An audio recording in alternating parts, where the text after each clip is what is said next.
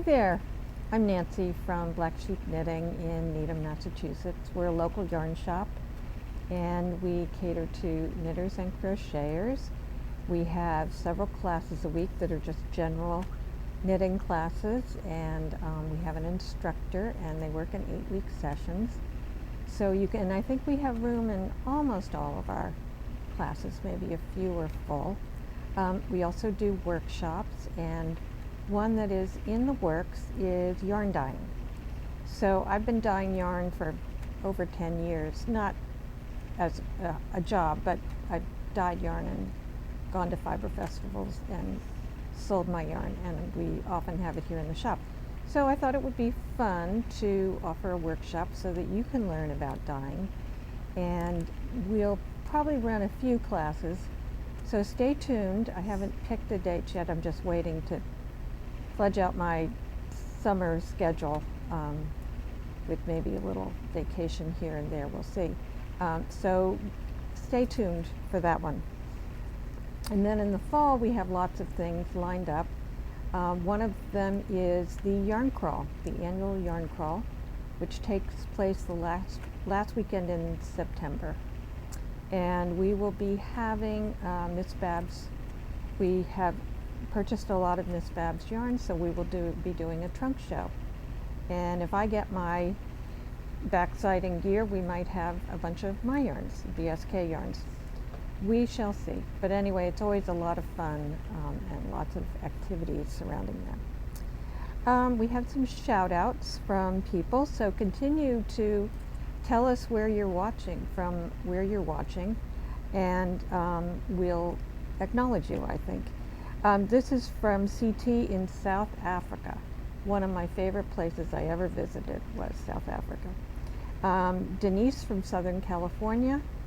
LGM, that's all we have from Aurora, Illinois. And Marianne from Granville, Mass. Not too far from here.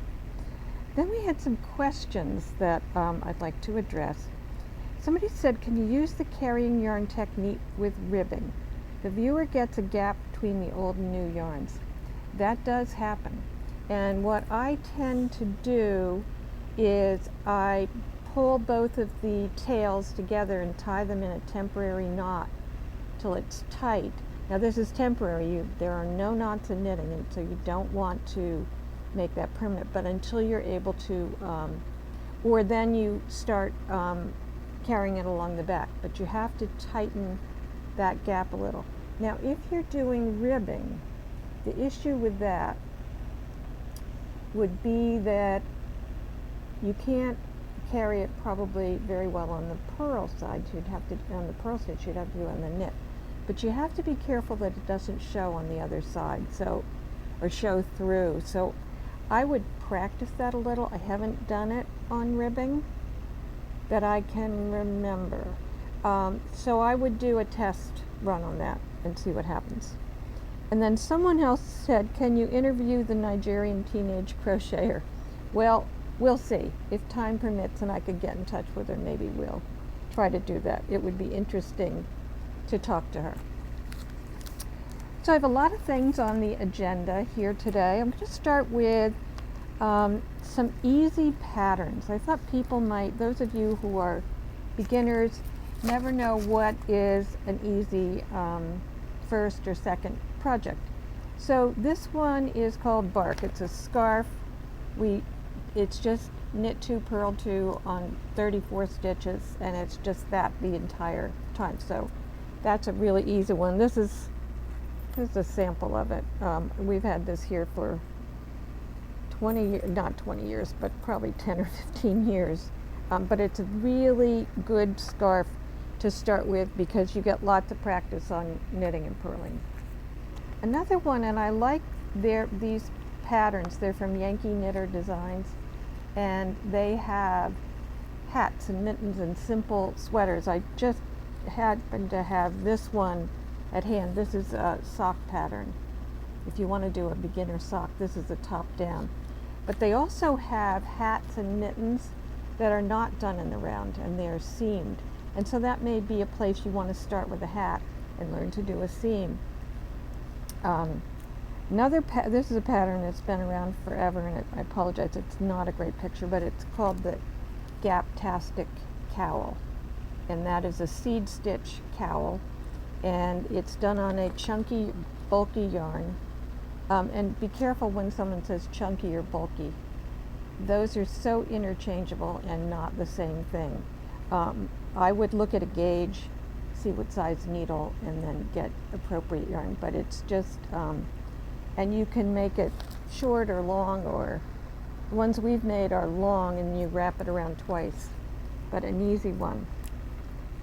This is an easy little kid's sweater called Gingersnap, and that's a lot of fun. You wouldn't, if you don't want to, you don't have to stripe it. You could stripe the whole thing. It's your, it's your sort of design to do, and you can use your own creativity if you want. It's the loose cardigan for kids. Yeah, it's fun.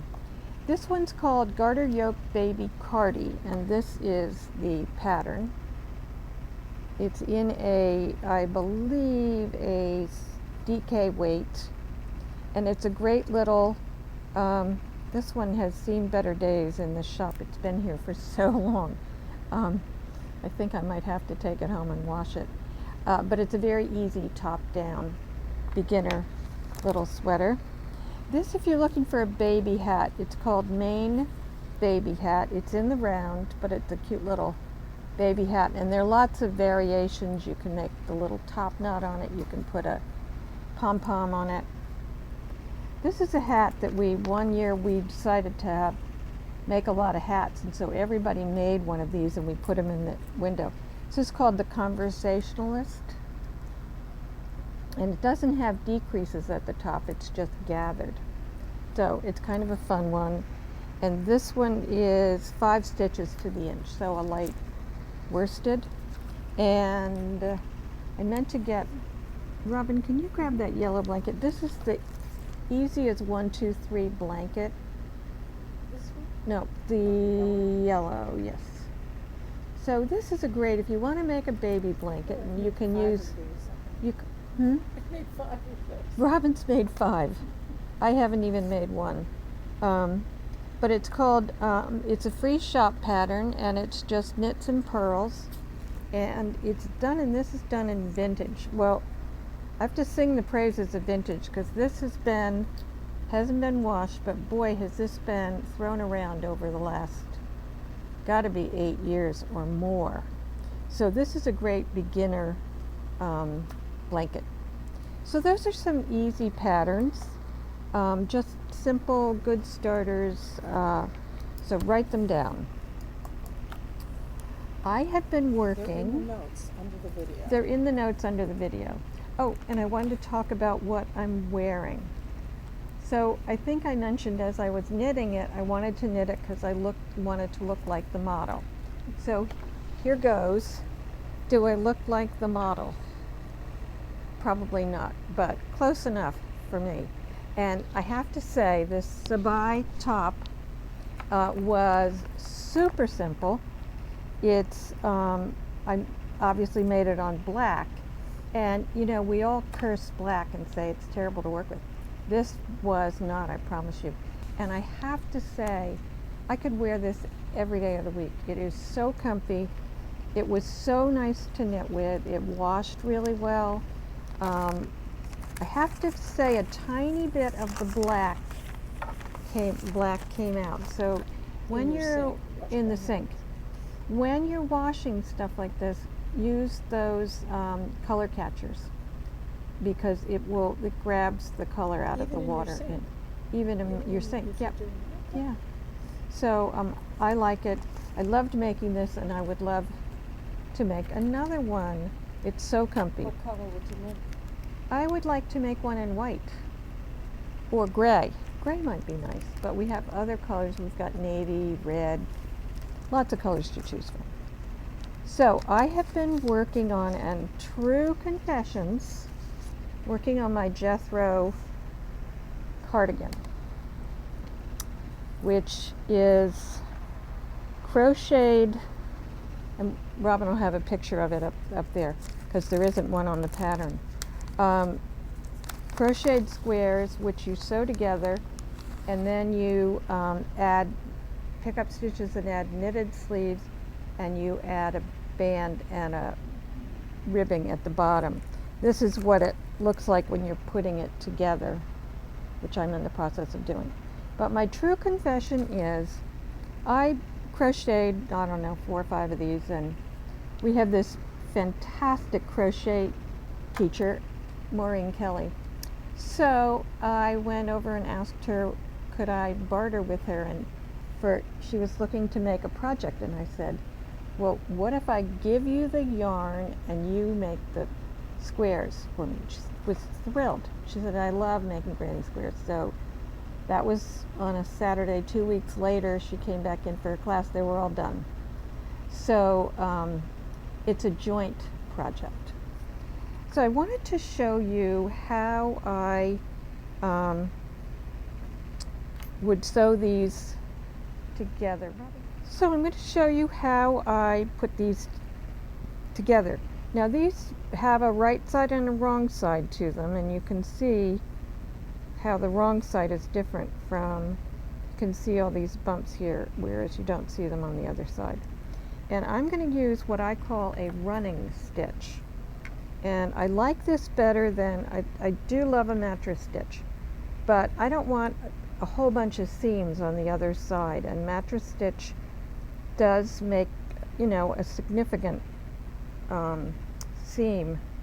So rather than do that, what I've done, so I'm going to do another, I did a whole row of sewing each of these, and I kept them in order so that I didn't make them, and I had decided how I wanted the placement to be, and I put markers at the very bottom so I knew where the bottom was and what was the front as well. So I have 2 squares, and I'm going to put them together. So I'm going to turn them to the wrong side, and what you want to do is pin these together, and they aren't going to stay very well because this is, we'll see. So the reason I'm doing this is I don't want them to shift at all, so I don't get, and these are called T-pins, which are an invaluable little tool. Okay, so I've got them together, they match up. Now mind you, I also had instances where some of the squares were smaller than others. So I'm going to deal with that as I sew these together in my final blocking. These have all been wet blocked, and I tried to get them at the same size. I think they're supposed to be 5 inches. We got 4.5, but I think 4.5 is going to work for me. So I begin by weaving my tail through the stitches so that I don't have to do that at the end, because we don't want to have to weave in tails if we don't have to when we're all done. Okay, so now I'm at the corner, and another thing, when you're doing something like this, while it might seem, because if I'm doing this whole row, that you'd want yarn the length of this, you do not, because you'll spend more time pulling it through than you would if you just started with something a little shorter, and then when you run out, you weave that in and start with a new one. Okay, so I'm in the corner, and I go from the back to the front,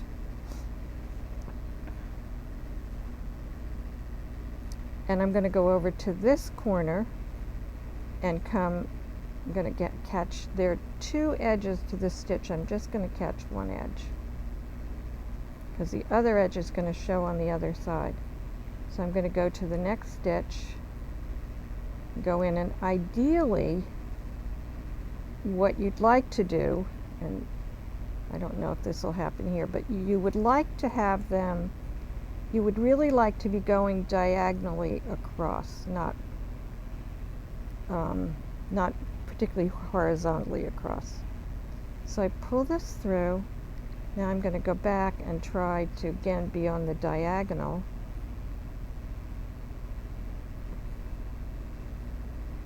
and pull through. And you can't really see that. So if we turn it over, what you get is this nice seam together. I'll do a little more so you can see it a little bit better.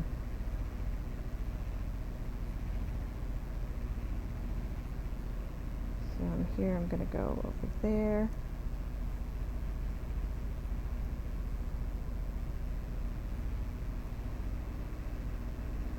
So you see I'm going on the diagonal.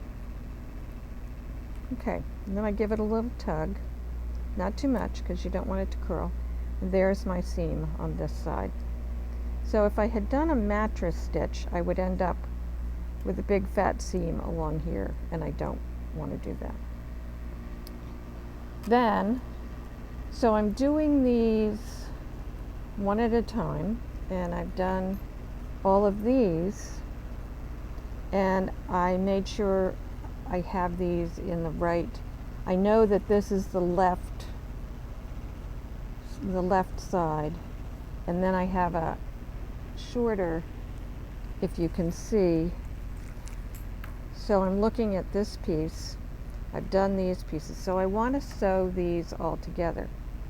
So again, I'm going to take T-pins, and I would flip these over. And what you want to do, and when you do anything like this, don't start pinning from the bottom and go up. You can pin one, and then you want to come to your corner here, because you want these to match up. If they don't, it's going to look funny. And then you're going to go to the middle,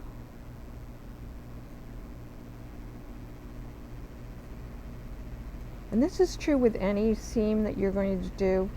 You want to make sure that your corner, middle, and then you can go in here, do another one. This one's sort of coming apart, but if you get the idea, you want to be sure your corners are matched up, or they're going to look really funny. Now, if they're a little bit different in size, you're going to have to fudge them a little bit, and you might do a little stretching here and there, but that should work out really well. So remember, it's pin here, pin in the middle, in between, and in between. And with any seam, I would do it that way, because if you pin one right after the other, what often happens is you'll get one side way ahead of the other, and that doesn't work. I was telling somebody yesterday, I learned this from when I was painting, and you have to stretch canvas over stretchers, and in order to get it so that nothing wrinkles, you do an edge, a middle, and then in between all of them. So that's how I will put together my Jethro. Then, so my goal, and it's nice to set goals for yourself, my goal is to maybe get this done this weekend so I can actually pick up and start knitting the sleeves. And this will be my main color for this sweater. So I was talking about simple projects, and this one is from Unique Yarns, or Earth Yarns. It calls for unique yarn, but it's a wonderful scarf, and it's a great beginner project, and we thought a fun gift idea with really fun yarn. So what it calls for is one skein of and this is it, and you see how the color changes, so it can look different every time you wear it, really, because you can wear it with this side showing or with this side showing. And it's just done on the diagonal with, I want to say they're slipped stitches, but really pretty simple. It calls for it's a 2 skein project, and knitted sideways on the bias. So it measures 75 inches long. by 6.5. So it's a nice What lengthy does that mean, knitted scarf. sideways on the bias? It's knitted going this way, but it's actually So on the you're just bias this way. increasing. You're increasing, decreasing as you go. So it's, if you look, oh, I didn't have to take that out. There's slipped stitches, and you knit in the front and the back, and you knit. So it's knit two together on one side, knit in the front and the back, and the way you get this pattern is with slip stitches. Very, very simple. If you see, I'm a chart person. I would rather read this than read that. Some people just, and it just depends on how your brain works. For me, I like the visual, but some people like to read. So luckily they've included both of those. And remember, we have the transparent cape that is, oops, this, that I couldn't knit without because I put it on my plastic sleeve and go, you know, row by row, or in this case, row by row. So I always know where I am. So I wanted to show you some options for colors. And this is we're in the unique worsted, and this is a new yarn to us. It's called Harvest Worsted. And these yarns are hand dyed in Turkey. They're naturally dyed, and they're dyed with a variety of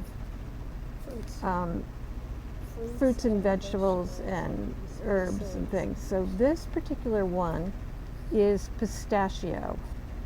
So that's dyed with, I'm assuming, pistachio shells, nuts, I don't know. But so we put it together with this one. And these don't have names, they have numbers, but we thought this combination was really nice. And again, it's only 2 skeins.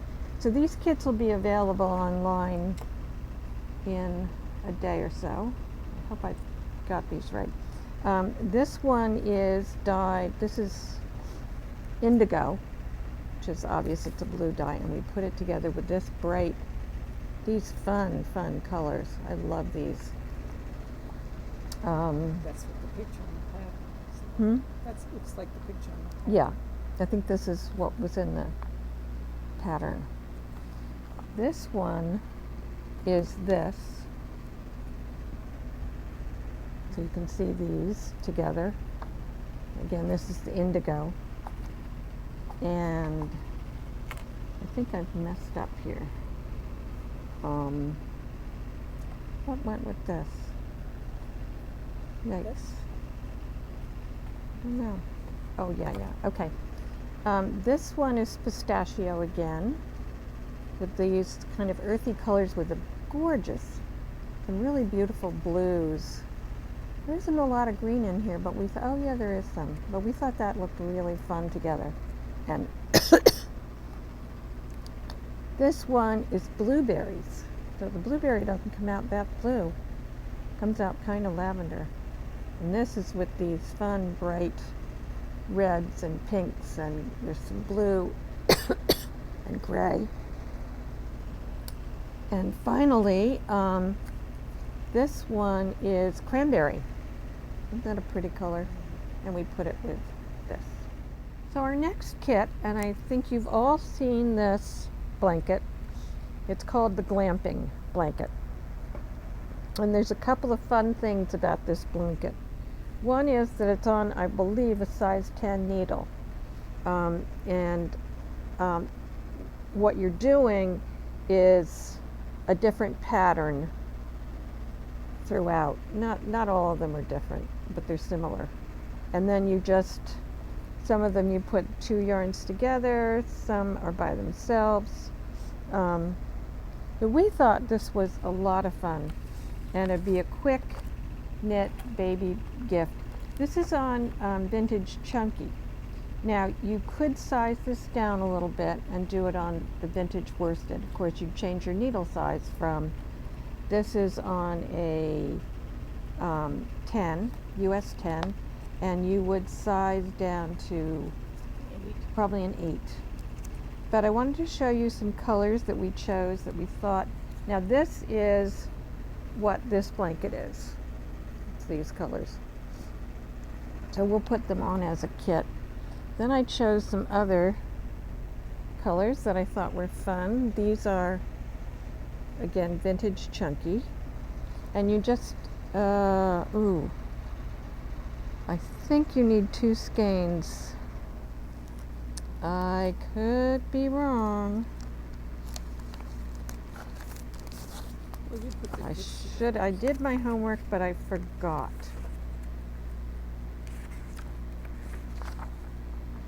Oh, yes. It's, was 1 skein, we used 1 skein of the lilac and 2 of each of the others. So it was 1 skein of the lilac and 2 of each of the others. So you can decide, well, I guess we'll decide for you in the kit. So, take your chances. But you love it. You will love doing this Is this because another one? it's fun. So I have another one. This one, again, similar to the other. Oops. I'm stuck. And then I these have here? a few others. Wait, this is only 3. There's a white. The white goes with it, yeah. So this is for those of you who like neutrals, and gray's been very popular for babies. Now, I should say you can always buy more and make this a full-size blanket, and we can help you with the size, because she has, in here she gives you, she has a cat size, because if you know cat, this is Casapinka. If you know her, she's into her cat Sharon. There's a baby size, a dog lap size, and a sofa size. So you can choose to do, so you can just let us know if you want more yarn. And then lastly, I have this, which I thought was a cute boy pattern, choice, colorway. So those will be online and eventually. And then I just have one cute thing to show you, our comfort chicken. So we have a new addition to the shop. This is our emotional support chicken. It doesn't have a name yet. I think I'll have to come up with a name. But we are going to put up, and these are, people are making these for friends, for comfort, just for fun, to be funny, could make them for a kid. We're going to make up kits, and I'm in the process, because these take small amounts, so I didn't want to have to give you full skeins for them, so I think I'm going to break up some skeins and make a kit that way. This is done in combination of yarns. This is the unique worsted, which I love this for a chicken color, and one of our staff has chickens and she said this was a good one. And this is vintage, and then these are unique, not unique, why am I blanking? I'm getting a migraine, sorry, can't think. This is Uptown worsted. So we will have some kits. And lastly, I wanted to show you the progress on my Leaf cardigan. And this feels like it has taken me forever, but I think part of the reason is as I kept changing my mind as I was going. And you have 6 other projects. And I had other projects going, like this one. But this is my Leaf cardigan made in Sammy XL. So this is knit right to gauge. It's a little tight, but I like it because I think it's going to be a nice sweater for the spring, fall, probably, and winter. I chose to do it differently from the pattern. The pattern has you doing different stripes. The stripes are not aligned, and they are different in the back. They're not aligned, and there's intarsia. I wanted to just do the same stripes all around, so I did do that. And then I thought doing these big bold stripes on the sleeve might be a little too much. So what I did is these stripes, which I'm quite pleased with. And then I was cleaning, and now this is going to get a white band. So I was cleaning out my sewing, knitting, yarn stash room, and I came across these buttons from a company called Ikagali Fiber. I'm saying that wrong, I'm sure. But I think I found these at, and they have great yarns too. Found this at Vogue. So I had these buttons, and I bought them because they just appealed to me. And then I thought, well, this sweater is fairly funky, so I think it deserves some funky buttons. So I think this is what I'm going to do for my buttons. I had originally planned on just a plain white button, but I thought, why not just go for it? So I'm going to go for it. We'll see how it turns out. I think that's probably all I have for today, though I could talk, you know me, I could talk more. I did want to mention that I don't know what it's like where you are, but it's pretty darn hot here. And I know that there are people in the Southwest who are sweltering and also have lost power because of the hurricane, and I feel so badly for you. I don't mind the heat as much, but today I don't like it when it's 90 and really humid. It's not fun. So if you are, and of course you're seeing this on Saturday, but if you happen to see it tomorrow or Friday, and you're sitting in an unair-conditioned space, feel free to come in here and knit. We're here from 1 to 5. We love company, and we're happy to have you and give you some cool air. It's still, the air conditioning hasn't been on since yesterday, so it's still trying to gear up. But it's fairly pleasant to sit here, so we would love to have you. I think that's all for today. I hope you have a great week of knitting, and we'll see you next time. Bye.